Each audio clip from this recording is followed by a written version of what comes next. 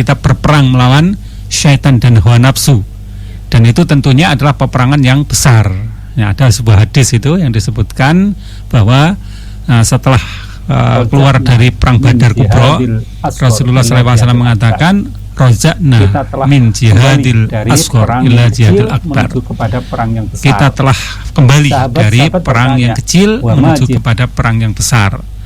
Sahabat-sahabat bertanya, wa ma jihadul akbar ya Rasulullah, dan apa jihad besar itu wahai Rasulullah? Maka beliau mengatakan jihadun nafs. Nah, dalam riwayat lain disebutkan jihadul qalb, yaitu jihad melawan hawa nafsu atau jihad di dalam hati atau melawan hati, ya. Nah, hadis ini ya, memang tidak tergolong sebagai hadis yang sahih, artinya lemah, dhaif. Tapi secara makna ini memberi pelajaran bagi kita bahwa peperangan itu memang tidak terbatas kepada satu jenis peperangan. Tapi peperangan itu akan terus berlangsung sampai pada usia kita, bahkan usia dunia nanti berakhir. Karena yang kita lawan itu adalah hawa nafsu kita sendiri, ya. Jadi kalau kita masih sebagai manusia, maka manusia kan punya hawa nafsu, dan itulah yang harus kita perangi. Kalau kita nggak perangi, kemudian kita menurutkan hawa nafsu, maka jadinya kita akan terjatuh kepada pemuja, penikmat hawa nafsu, dan kita akan merugi nantinya. Ya, maka Ramadan ini adalah perjuangan kita, peperangan kita melawan hawa nafsu. Ya, kita mampu yang melawan kepada, ya, katakanlah nafsu makan, nafsu minum, hubungan suami istri yang mungkin itu tidak akan pernah berhenti dan tidak akan pernah terbendung, ya, selama kita masih hidup. Tapi dengan Ramadan ternyata kita terdidik, terlatih dan mampu untuk menahan diri dari menuruti hawa nafsu tersebut. Nah, demikian juga di malam-malam Ramadan kita mampu untuk menahan diri dari, ya, kebiasaan-kebiasaan kita yang mungkin sudah biasa atau sudah mendarah daging itu, yaitu mungkin kita asik bermedsos, mungkin kita menghadiri, ya, pertemuan-pertemuan tertentu atau macam-macam. Tapi di bulan Ramadan kita mampu untuk mengalihkan itu semua menjadi sesuatu yang bernilai positif, bernilai pahala, yaitu qiyamul Ramadan. Nah, maka bagi kita yang mampu untuk menahan kantuk, mampu menahan hawa nafsu untuk tidur, kemudian menghidupkan malam-malamnya dengan qiyamul Ramadan, berarti kita telah menang di dalam pertemuan tersebut. Nah, apalagi juga kita melihat bahwa, ya, banyak sekali perbuatan-perbuatan baik yang kita laksanakan, banyak sekali perbuatan-perbuatan buruk yang kita hindarkan. Nah, ini adalah perjuangan kita. Jadi kita tidak akan mampu untuk melakukan perkara-perkara baik, perkara-perkara ma'ruf kalau kita memang tidak bersungguh-sungguh untuk mengalahkan hawa nafsu kita. Demikian juga kita tidak akan mampu untuk membendung perkara-perkara buruk, perkara-perkara maksiat kalau kita nggak mampu untuk memerangi hawa nafsu kita. Jadi hal-hal yang mungkin keseharian itu, ya, mungkin masih terbiasa, ya, hal-hal buruk, hal-hal yang negatif. Nah, di Ramadan ternyata kita perangi dan kita mampu. Maka tidak ada salahnya jika setelah Ramadan, nah, kita menang, ya. Menang apa? Ya, menang melawan berbagai macam godaan dan gangguan hawa nafsu tersebut. Maka setelah Ramadan kita memang dibenarkan oleh Allah untuk merayakannya, ya, dengan apa? Dengan hari raya. Hari raya apa? Yaitu hari raya Idul Fitri. Nah, ini sudah lazim kita rayakan, ya. Kadang-kadang ya kalau kita lihat di masyarakat sudah mempersiapkan jauh hari sebelum hari raya Idul Fitri itu terjadi, ya, mulai dari membuat kue, kemudian juga persiapan, ya, belanja macam-macam termasuk pakaian dan sebagainya. Bahkan juga nggak jarang kita jumpai masyarakat yang, ya, bersih-bersih masjid, bersih rumah. Nah, seakan-akan memang adalah hari yang sangat istimewa. Ya, memang nggak salah bahwa itu adalah hari istimewa. Nah, di mana Allah katakan walitukmilul iddata walitukabbirullaha ala ma hadakum wa la'allakum tashkurun. Dan agar kalian menyempurnakan hitungannya, yaitu hitungan puasa. Ya, kapan hitungan puasa itu selesai? Yaitu setelah hilal bulan Syawal tampak. Nah, maka selesailah kita berpuasa Ramadan. Kemudian setelah hitungan Ramadan selesai, walitukabbirullaha ala ma hadakum, dan agar kalian mengagungkan kepada Allah seperti apa yang Dia telah beri petunjuk kepada kalian, la'allakum tashkurun, agar kalian menjadi orang-orang yang bersyukur, akan kalian bersyukur. Jadi di sini ada perintah bagi kita, sempurnakan dulu puasanya. Ya kan, banyak pertanyaan-pertanyaan itu yang kemarin disampaikan itu, bagaimana jika tidak berpuasa. Nah, kalau nggak berpuasa ya nggak berhari raya nantinya, karena puasa ini memang ya malah ikut berhari raya tapi nggak puasa ya. Nah, ini yang menjadi masalah. Ya berlatihlah untuk menyempurnakan ya kewajiban-kewajiban tersebut. Nah, setelah hitungan hari raya ya, puasanya selesai, ya kita berhari raya, kita agungkan Allah, kita takbirkan Allah. Maka Allahu Akbar, la ilaha illallah, Allahu Akbar, walillahil hamd, nanti akan kita gemakan ya, memenuhi kepada angkasa dan juga akan menyebar di seluruh pelosok bumi. Maka disitulah Allah telah memberi petunjuk kepada kita. Nah, kemudian ada kata yang disebutkan oleh Al-Quran tadi, wala'alakum tashkurun, agar kalian akan kalian bersyukur. Nah, ini menunjukkan bahwa kita menghadapi nikmat yang besar, yang mana nikmat itu harus kita syukuri. Apa nikmat itu? Yang pertama ya petunjuk Allah tadi. Dengan petunjuk Allah kita bisa menyelesaikan ibadah-ibadah kita dengan baik. Dengan petunjuk Allah kita bisa berjalan di dalam kebenaran. Dengan petunjuk Allah kita bisa berhari raya. Nah, kemudian kita syukuri hari raya tersebut dengan apa? Dengan ya, kita berbeda dengan mungkin umat-umat lain ya, yang mana mereka berhari raya itu ya kadang-kadang dengan pesta. Bahkan kalau di dalam tradisi tertentu itu bukan hanya pesta seperti pesta biasa, kadang-kadang pesta yang dicampur dengan mabuk-mabukan, nari-nari dan macam-macam itu, unsur kemubadiran, unsur kesia-siaan dan unsur kemaksiatan malah justru besar. Tetapi hari raya dalam Islam itu tidak identik dengan itu. Hari raya di dalam Islam itu identik dengan ibadah. Jadi kita bersyukur kepada Allah yang dilakukan dengan ibadah. Ya, baik itu Idul Fitri maupun Idul Adha, ya kita lakukan ibadah itu. Dan ibadah utama di dalam Islam itu adalah sholat. Maka ciri utama dari kita berhari raya Idul Fitri adalah kita melaksanakan sholat Id. Demikian juga ciri utama kita berhari raya Idul Adha, kita melaksanakan sholat Id juga. Nah, itulah hal yang mungkin tidak dijumpai di dalam tradisi yang ada pada umat-umat yang lain. Nah, kita ya merayakannya dengan bersama dengan umat muslimin untuk melakukan sholat Id. Nah, makanya di sini sholat itu tidak pernah ditinggalkan Rasulullah SAW selama beliau hidup, ya. Dan itulah juga dilanjutkan oleh para sahabat-sahabat. Nah, mereka semua juga melanjutkan ya ibadah sholat Id itu dengan tanpa ada jeda, tanpa ada selang. Nah, setiap tahun mereka lakukan itu. Nah, ini di samping ini dilakukan Rasulullah SAW dan sahabat-sahabat secara terus-menerus, tidak pernah ada jeda 1 tahun misalnya tidak melakukan itu, maka kita juga melihat bahwa ini memang merupakan salah satu syiar Islam yang penting. Ya, kenapa syiar Islam yang penting? Nah, perintah Rasulullah SAW kepada umat muslimin yaitu mereka hadir semua di musola untuk ya sholat Id tersebut. Jadi kita hadir ke musola itu yang lebih dipentingkan. Ya, kita hadir untuk sholat yang dipentingkan. Adapun selainnya, ya itu sebenarnya bukan bagian dari Id, walaupun itu tidak dilarang. Jika kita makan misalnya, selama itu tidak berlebihan. Kita mengadakan permainan-permainan misalnya, atau kita mengadakan ya mungkin acara-acara yang ketika kita hari-hari lain tidak bisa bertemu dengan keluarga, misalnya silaturahim, kerabat-kerabat dekat, atau mungkin juga saling mengunjungi itu. Tapi yang utama itu adalah agar kita hadir di musola untuk melaksanakan sholat Id. Bahkan, nah orang yang tidak biasa keluar, misalnya kalau dalam tradisi Islam dulu ada gadis-gadis pingitan itu kan nggak boleh keluar rumah. Kemudian anak-anak yang belum balik gitu. Kemudian termasuk wanita-wanita haid yang biasa tidak hadir di tempat sholat, ini diperintahkan oleh Rasulullah SAW untuk keluar. Ya, jadi semuanya keluar. Untuk apa? Untuk menyaksikan ya kebaikan di hari tersebut dan juga doa dari umat muslimun. Ya, walaupun mereka yang haid tidak diperbolehkan untuk mendekati tempat sholat atau tidak ikut sholat, tetapi mereka hadir di situ untuk menyaksikan kebaikan yang ada di hari tersebut dan juga doa-doa umat muslimun. Nah, ini yang disebutkan di dalam hadis yang diriwayatkan oleh Bukhari dan juga Muslim. Maka untuk itu, nah kita persiapkan kemenangan tersebut dengan apa? Yang pertama ya kita penuhi ketentuan-ketentuan selama Ramadan. Ya, bagi yang mungkin ada yang kurang, masih ada beberapa hari ini sisa, ya diperbaiki, ya disempurnakan.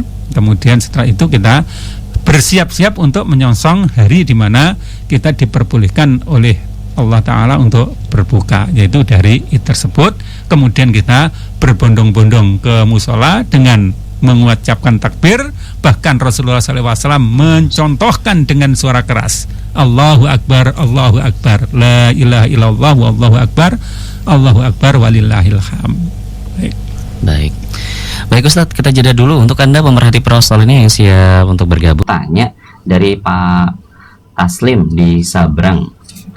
Saya tanya, kalau ada perempuan ikut sholat Jumat, apakah pulang sampai ke rumah wajib sholat duhur? Ya, baik.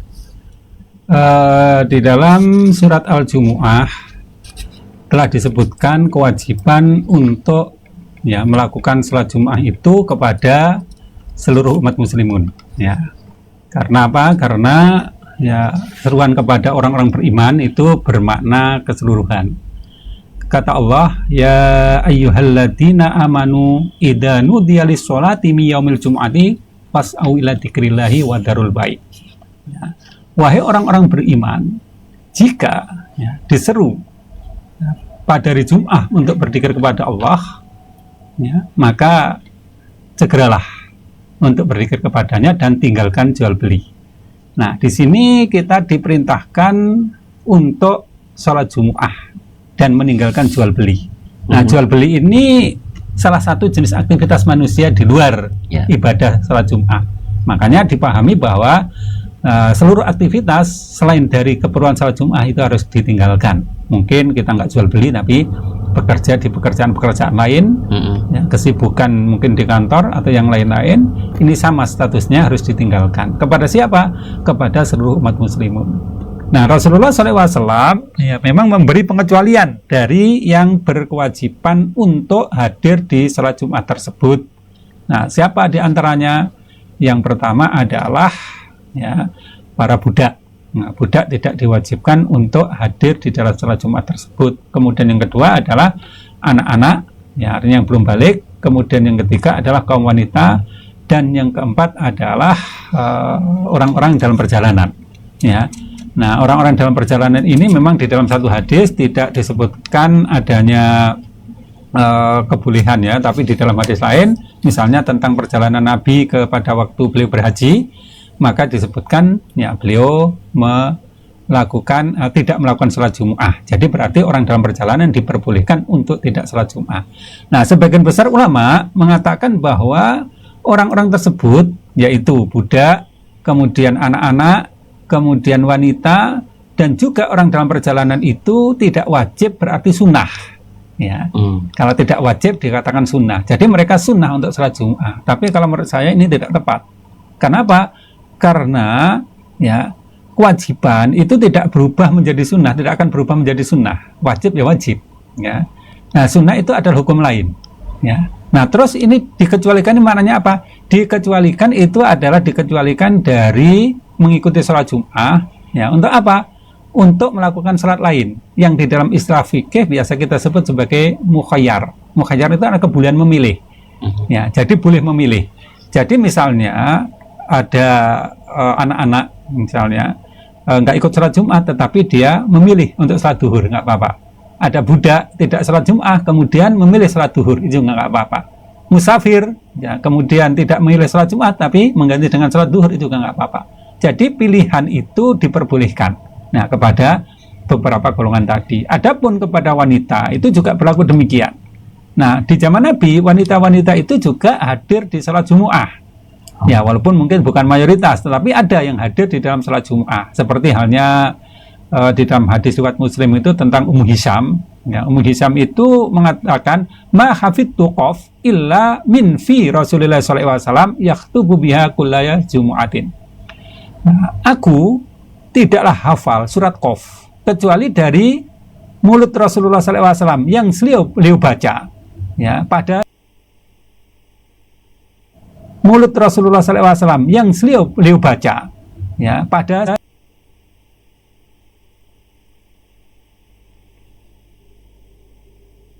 mulut Rasulullah SAW yang beliau baca, ya pada ya ini juga pada ya ini juga Ummu Hisham ini juga hadir di dalam sholat Jumu'ah, perlu mengganti dengan sholat duhur. Nah ini tidak seperti halnya budak, anak-anak dan juga orang sakit. Ada tambah lagi orang sakit dan musafir ya. Ya, orang sakit tadi belum disebutkan, ada orang sakit dan musafir. Jadi itu mukhayyar, boleh sholat Jum'ah, boleh sholat duhur. Sehingga kalau sudah sholat Jum'ah tidak diperlukan lagi untuk sholat duhur. Ya. Oke, baik. Baik Ustadz, ini ada pertanyaan dari Pak Sentot di Badean. Pak Ustadz izin tanya, saya penyandang difabel karena faktor kecelakaan kerja di rantau. Saya sering dikasih makan, kemudian uang oleh tetangga atau teman, tapi saya nggak pernah memberi. Itu gimana Ustadz? Ya, di dalam hadis disebutkan ya, bahwa yadul ulya khairum min yadil sufla. Ya.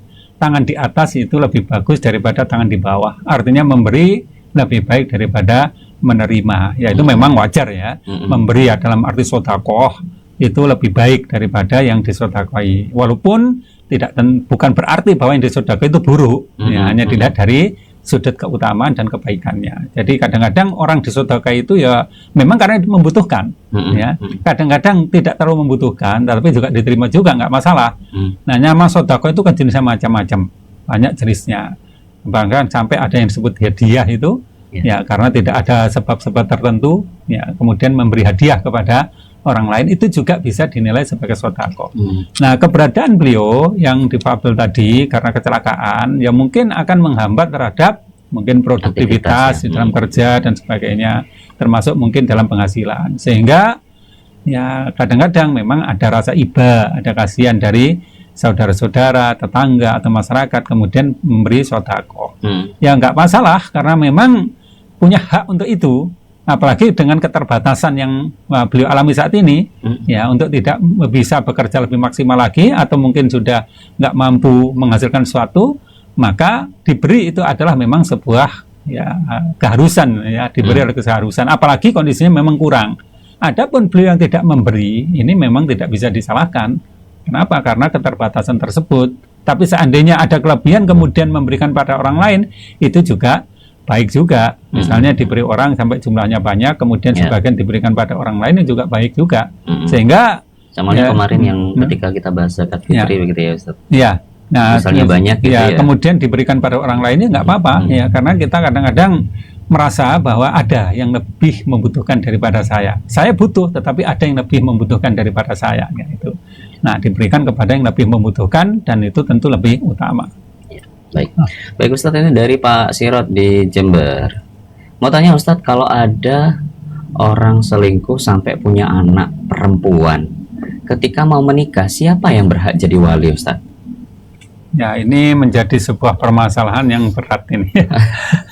Ini selingkuh sampai punya anak ini. Ya, ini menjadi permasalahan yang berat. Ya, dan memang untuk saat ini solusinya itu sulit, ya, sulit. Nah, memang sebagian ulama itu ya menggunakan dalil dalam hal menghilangkan mudorot. Bagaimana menghilangkan mudorot itu? Mudorot itu nanti akan terjadi pada anak yang dilahirkan yang dia tidak punya dosa. Maka akhirnya diambillah langkah untuk menikahkan antara laki-laki dengan wanita yang diselingkuhi itu, kemudian menasabkan ya anak itu kepada laki-laki yang selingkuh dengan ibunya tadi. Tapi ini menurut saya tidak tepat. Ya, tidak tepat. Kenapa? Karena yang dimaksud sebagai anak secara syara itu harusnya juga didapati secara syara atau didapatkan secara syara. Nah, bagaimana syara mengatur? Nah, Islam itu hanya membolehkan mendapatkan keturunan itu dari dua hal. Yang pertama dari pernikahan, yang kedua dari perbudakan. Selebihnya tidak diperbolehkan. Ya, misalnya perzinaan, perselingkuhan tidak diperbolehkan. Nah, hanya dua. Jadi itu yang bisa menjadikan anak itu disebut anak secara syara. Ya, anak secara sah menurut hukum. Nah, Sudah sehingga ada ayahnya gitu ya. Jadi terlahir dari proses pernikahan atau proses hamba sahaya.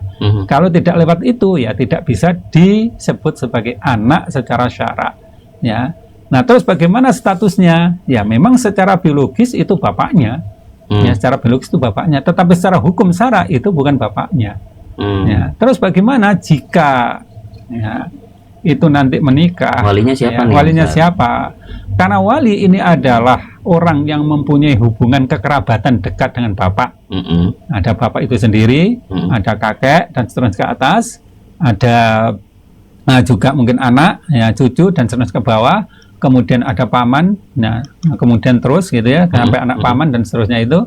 Nah, tapi kalau dia tidak punya bapak, nah tentu tidak punya bapaknya bapak, tidak punya, ya, kan tidak ada bapak, hubungan tidak istilahnya ada gitu hubungan ya. itu, karena hubungannya tidak terjadi karena syariah. Maka, nah terus bagaimana solusinya? Ya solusinya yang selama ini mungkin ada yang melaksanakan ya, yaitu wali secara hakim, ya dinikahkan oleh hakim, yang biasa disebut oleh masyarakat sebagai wali hakim, ya, dan itu mungkin sebagai solusi yang bisa digunakan. Nah, sekarang kadang-kadang ada unsur ya, yang sifatnya malu, ya, sifatnya malu, ya nanti kebuka oleh masyarakat. Ya, kalau ini terjadi, nah masalahnya pada waktu berzina nggak malu. Kenapa dia malu ketika ini pertanyaannya selingkuhnya masih tetap atau tidak nih? Ya kan sampai sekarang sampai punya anak, kan jadi tanda tanya juga di Ustaz. Di saat zinanya nggak malu, tetapi kenapa setelah hasilnya dia malu kan gitu?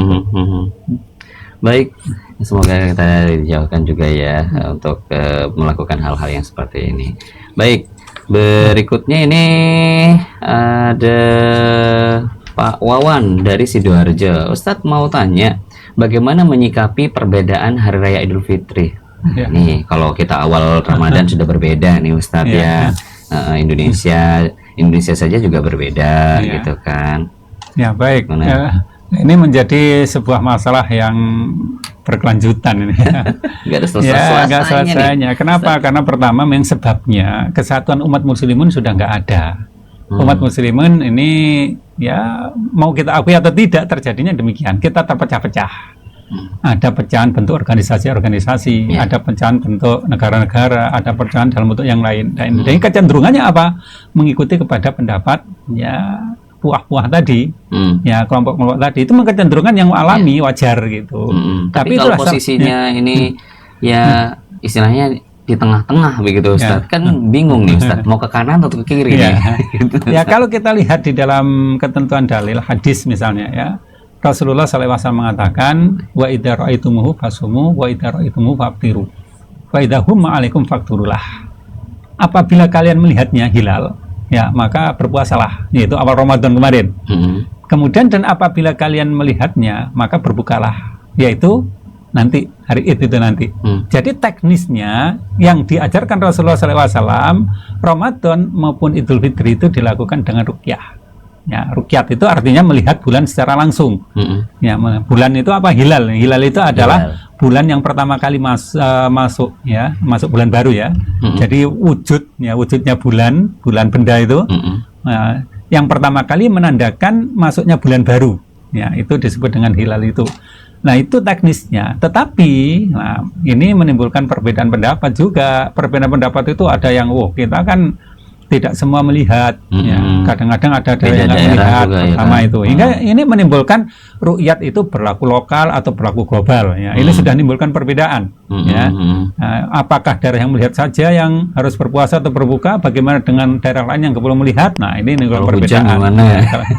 Nah kalau hujan ya gampang fakturulah tadi digenapkan hitungannya. Nah kemudian yang kedua ada yang membatasi loh. Ini tergantung keputusan dari wilayatul hukum masing-masing, wilayah hukum masing-masing. Nah, menimbulkan perbedaan kan wilayah hukum macam-macam itu. Nah terus bagaimana ya akhirnya sampai saat ini memang belum ada kesepakatan secara ya ijma umat muslimin yang ada. Nah terus kita mengikuti yang mana ya kita nggak bisa tidak, ini sekarang tergantung dari yang bersangkutan. Walaupun kalau saya pribadi memang cenderung kepada teknis yang diajarkan Rasulullah SAW yaitu ru'yatul hilal itu. Berarti kita sendiri nih Ustaz, istilahnya melihatnya bagaimana Ustaz? Kalau disebutkan di dalam hadis tersebut wa idza ra'aitumuhu, dan apabila kalian melihatnya, kalian ini kan bukan tertuju pada kita saja, tetapi kepada seluruh umat muslimun. Di mana? Ya di dunia. Maka kalau ada umat muslimun yang melihat, maka ya kita memulai bulan baru tersebut. Ya. Nah, ini terlepas dari katakanlah metode hisab ya. Metode hisab itu ya memang banyak yang juga melakukan hisab, dihisab kemudian bisa kita tentukan, bahkan bukan sekarang saja, tahun depan, bahkan 10 tahun berikutnya, 100 tahun berikutnya gitu sudah ketahuan, karena hisab ini sifatnya tetap, ya menggunakan perhitungan ilmu falak yang sifatnya tetap, ya. Ya, artinya perjalanan benda-benda tersebut kan konstan, ya, gitu ya. Jadi kalau kita menggunakan itu, ya kita sudah bisa merencanakan kapan hari raya tahun depan, tahun berikutnya. Tapi kalau ru'yah tidak bisa. Kita harus melihat wujud hilal secara langsung dengan mata telanjang. Apa kelihatan? Ya memang kalau cuaca tidak mendung dan ufuk barat tidak terhalang oleh ya mungkin ada kontur bumi yang itu, ya artinya tempat tenggelamnya matahari itu kelihatan. Ya maka itu akan ketahuan hilal secara langsung. Dan itu mudah. Mudahnya bagaimana? Bisa dilihat oleh siapapun yang bisa melihat. Artinya tidak buta gitu ya. Nah, dia bisa melihat, jadi gampang seperti itu. Ya. Baik, kan jadi kembali lagi kepada yang bersangkutan ya, keyakinannya begitu. Pemerhati Perahu Solina. Baik, nanti kita lanjut pemerhati Perahu Solina. Saya ingin ingatkan dulu